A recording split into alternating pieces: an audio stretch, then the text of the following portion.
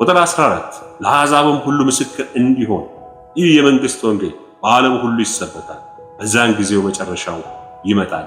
እንግዲህ ከላይ ያየናቸው ምልክቶች ጠቅላላ የምጣር መጀመሪያ እንደሆኑ ነግረንና ነገር ግን ቁጥር 14 ላይ ለአሕዛብ ሁሉ ምስክር እንዲሆን ይህ የመንግስት ወንጌል በዓለም ሁሉ ይሰበካል፣ በዚያን ጊዜ መጨረሻው ይመጣል።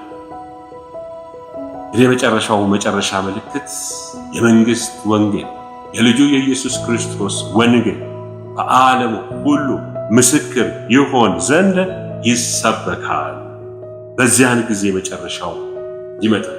ይህ ማለት የቤተ ክርስቲያን ሙላት ጸጋ ዘመን ሲዝን ሙላት በተለይ በዚህ ዘመን የወንጌልን ስብከት በዓለም አቀፍ ደረጃ እያየን በማስ ሚዲያ እንደዚህ በሶሻል ሚዲያ በዲጂታል ሚዲያ በተለያዩ ሁኔታዎች የልጁ ኢየሱስ ክርስቶስ ወንጌል እየተሰበከ ነው ያለ ገደብ። እንግዲህ ይህ የመጨረሻው ምልክት ነው። እናስተውል።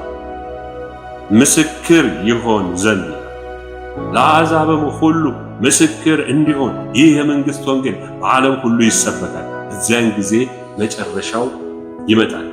ዛሬ ወንጌል በየስፍራው በየቋንቋው በምስራቅ በምዕራብ በቻይና በህንድ በተለያየ ቦታ አውሮፓ በአሜሪካ በተለያዩ ስፍራዎች በአረብ ሀገራቶች ሁሉ ወንጌል እየተሰበከ ያለበት ጊዜ ነው።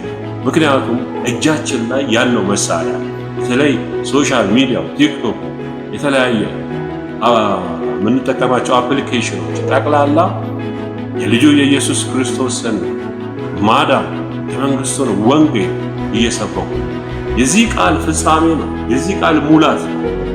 የትንቢቱ ፍጻሜ ነው። ወንጌል ምስክር ይሆን ዘንድ ለአሕዛብ ሁሉ የመንግስት ወንጌል ለዓለም ሁሉ በዓለም ሁሉ ይሰበካል፣ በዚያን ጊዜ መጨረሻው ይመጣል። እግዚአብሔር እንድንድንበት የሰጠን ብቸኛው መንገድ ልጁ ነው። ጌታ ኢየሱስ ክርስቶስን በማመን በእርሱ ሥራ ወደ እግዚአብሔር መንግሥት